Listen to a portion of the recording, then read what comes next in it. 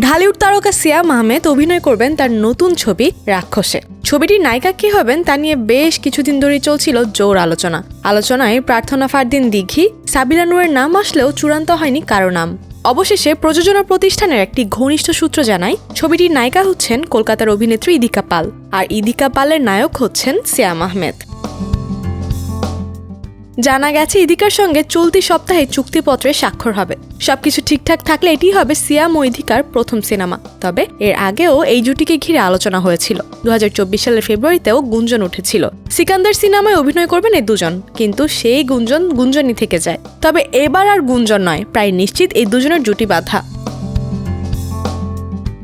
ইদিকা পাল ঢাকাই সিনেমায় প্রথম অভিনয় করেন প্রিয়তমা সিনেমায়। তার বিপরীতে ছিলেন মেগাস্টার শাকিব খান। ছবিতে তার ভাঙা ইংলিশ বাংলা মিলিয়ে কথোপকথন ব্যাপক নজর কাড়ে দর্শকদের। তারপরে বেশ জনপ্রিয় হয়ে ওঠেন ইদিকা। এরপর আবারও শাকিব খানের বিপরীতে অভিনয় করেন ইদিকা। মানে গতকাল আসবে বরবাদ ছবিতে শাকিব খানের বিপরীতে দ্বিতীয়বারের মতো অভিনয় করেন তিনি। শাকিব খান ছাড়াও হাসিবুর রেজা পরিচালিত কবি সিনেমায় অভিনয় করেছেন তিনি। তার বিপরীতে ছিলেন শরীফুল রাজ। এদিকে জঙ্গলি সিনেমা দিয়ে বাজিমাত করেছেন সিয়াম আহমেদ।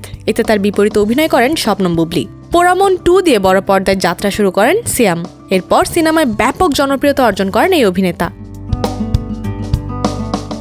আবার রায়হান রাফি পরিচালিত আন্ধার সিনেমায় অভিনয় করেছেন সিয়াম। তবে রাক্ষসে ইদিকার সাথে প্রথম জুটি হচ্ছেন, তাই নিয়েই সিয়াম ভক্তদের মনে ব্যাপক উচ্ছ্বাস।